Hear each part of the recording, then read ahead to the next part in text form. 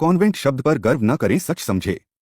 Britain में एक कानून था, लिव इन रिलेशनशिप, बिना किसी वैवाहिक संबंध के एक लड़का और एक लड़की का साथ में रहना। जब साथ में रहते थे तो शारीरिक संबंध भी बन जाते थे, तो इस प्रक्रिया के अनुसार संतान भी पैदा हो जाती थी, तो उन संतानों को किसी चर्च में छोड़ दिया जाता था। अब ब्रिटेन की सरकार के सामने यह गंभीर समस्या हुई कि इन बच्चों का क्या किया जाए। तब वहां की सरकार ने कॉन्वेंट खोले, अर्थात जो बच्चे अनाथ होने के साथ साथ नाजायज अवैध हैं, उनके लिए कॉन्वेंट बने। उन अनाथ और नाजायज बच्चों को रिश्तों का एहसास कराने के लिए उन्होंने अनाथालयों में एक फादर, एक मदर, एक सिस्टर की नियुक्ति कर दी, क्योंकि ना तो उन बच्चों का कोई जायज बाप है, ना ही माँ है। तो कॉन्वेंट बना नाजायज बच्चों के लिए जायज। इंग्लैंड में पहला कॉन्वेंट स्कूल सन 1609 के आसपास एक चर्च में खोला गया था, जिसके ऐतिहासिक तथ्य भी मौजूद हैं। और भारत में पहला कॉन्वेंट स्कूल कलकत्ता में सन 1842 में खोला गया था। परंतु तब हम गुलाम थे और आज तो लाखों की संख्या में कॉन्वेंट स्कूल चल रहे हैं। जब कलकत्ता में पहला कॉन्वेंट स्कूल खोला गया, उस समय इसे फ्री स्कूल कहा जाता था। इसी कानून के तहत भारत में कलकत्ता यूनिवर्सिटी बनाई गई, बम्बई यूनिवर्सिटी बनाई गई, मद्रास यूनिवर्सिटी बनाई गई, और ये तीनों गुलामी के जमाने की यूनिवर्सिटी आज भी इस देश में हैं। मैकाले ने अपने पिता को एक चिट्ठी लिखी थी, बहुत मशहूर चिट्ठी है।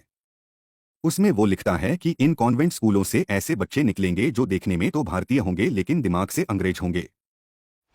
इन्हें अपने देश के बारे में कुछ पता नहीं होगा, इनको अपने संस्कृति के बारे में कुछ पता नहीं होगा, इनको अपनी परंपराओं के बारे में कुछ पता नहीं होगा, इनको अपने मुहावरे नहीं मालूम होंगे। जब ऐसे बच्चे होंगे इस देश में, तो अंग्रेज भले ही चले जाएं, इस देश से अंग्रेजियत नहीं जाएगी। उस समय लिखी चिट्ठी की सच्चाई इस देश में अब साफ साफ दिखाई दे रही है। उस एक्ट की महिमा देखिए कि हमें अपनी भाषा बोलने में शर्म आती है। अंग्रेजी में बोलते हैं कि दूसरों पर रुबाब पड़ेगा। अरे हम तो खुद में हीन हो गए हैं, जिसे अपनी भाषा बोलने में शर्म आ रही है, दूसरों पर रोब क्या पड़ेगा। लोगों का तर्क है कि अंग्रेजी अंतर्राष्ट्रीय भाषा है। दुनिया में 204 देश हैं और अंग्रेजी सिर्फ 11 देशों में ही बोली, पढ़ी और समझी जाती है। फिर ये कैसे अंतर्राष्ट्रीय भाषा है। शब्दों के मामले में भी अंग्रेजी समृद्ध नहीं है। इन अंग्रेजों की जो बाइबिल है वो भी अंग्रेजी में नहीं थी, और ईसा मसीह अंग्रेजी नहीं बोलते थे। ईसा मसीह की भाषा और बाइबिल की भाषा अरमिक थी। अरमिक भाषा की लिपि जो थी वो हमारे बंगला भाषा से मिलती जुलती थी। समय के कालचक्र में वो भाषा विलुप्त हो गई।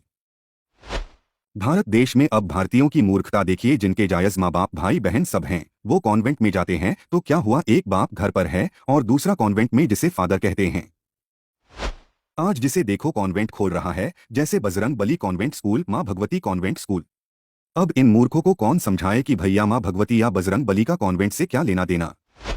दुर्भाग्य की बात यह है कि जिन चीजों का हमने त्याग किया, अंग्रेजों ने वो सभी चीजों को पोषित और संचित किया, और हम सबने उनकी त्यागी हुई गुलामी सोच को आत्मसात कर गर्वित होने का दुस्साहस किया।